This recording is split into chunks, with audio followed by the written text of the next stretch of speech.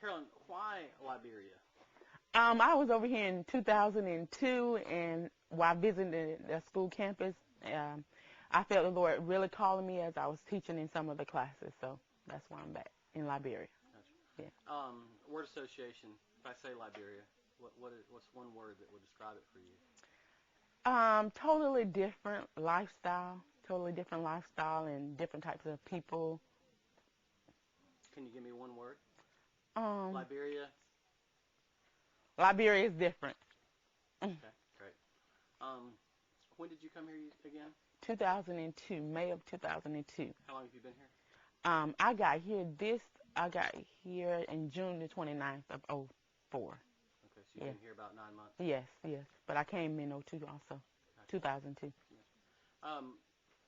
What would you say has been the one thing that you have felt the most satisfaction out of coming here?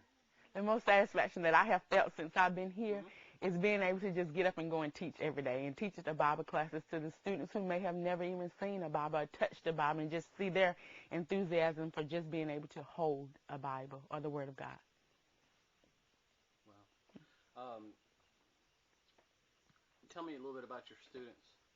The students probably range in the ages maybe 8 to 25 or 26. Some perhaps might even be older. They are very kind of slow in learning because they have been out of school for almost 14 to 15 years. So it's kind of like a new beginning for them, most of them. Okay. What's been the greatest challenge to teaching your students? One of the greatest challenges is realizing that you must have patience with them because they are just so slow, and things that you think that they should know, they really don't have a clue about. So. And why are they slow?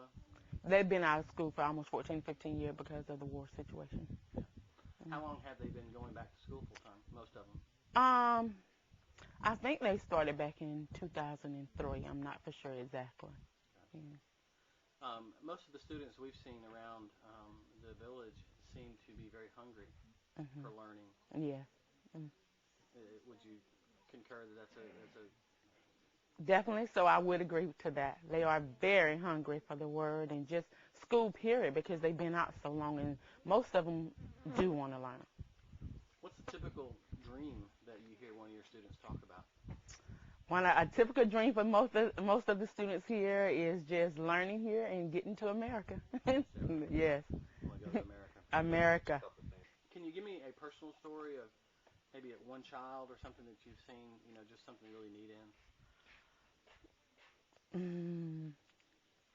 Maybe one student that I have seen something take place in would be one of the older students. They come in and they really have problems learning, and you kind of show them that extra patience, and then they just get on fire for just learning. Okay. What would you say, what would you predict? Where do you see Liberia and these students 10 years from now?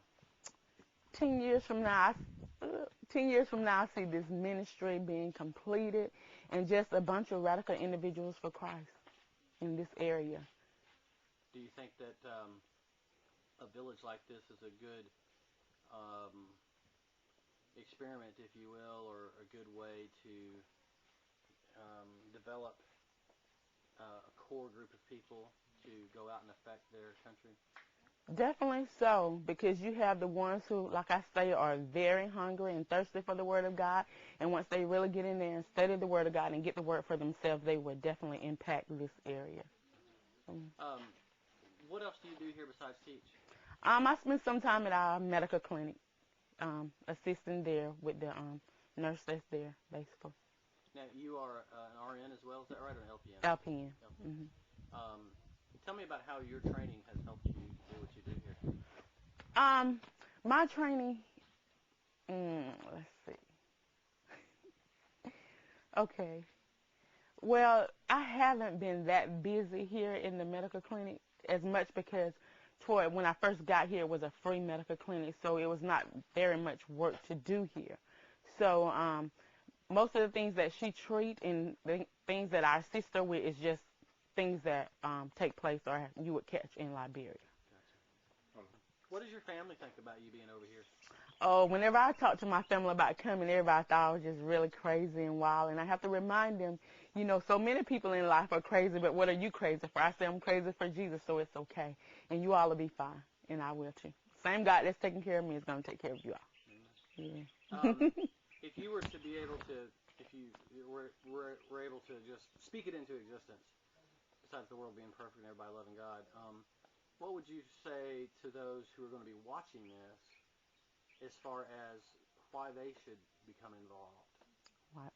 The reason I think that individuals should become involved is because a lot of times we as Americans have really selfish behavior, and we're not willing to come outside of our comfort zone, and we need to be willing to forsake it all to follow Christ. What would you say are the 2 or 3 things that are most needed here at this village that Americans could easily provide? Food, for one, shelter, and clothing. What about individuals? Doctors, teachers? Oh, yes. If we could just have perhaps even just a dentist just to come in and kind of do the things that's necessary there. Also, you hear a lot of individuals complaining about eye problems, so perhaps a doctor just to come in and do some eye exams. What about teachers? Teachers definitely so, because the teachers that are here are just basically high school graduates. So we really do need some perfect teachers. Not that they are perfect, but just But better trained individuals. It's going to be difficult for you to leave here, I'm sure, when you go back home, because you've made such relationships here. Mm-hmm. Tell me a little bit about that. What do you think about that?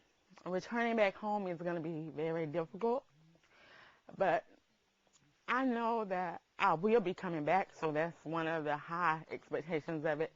But I know that I have built a bond between a lot of the kids, and we have become close, so that is the main thing that's going to draw me back, and knowing that this is where God has called me.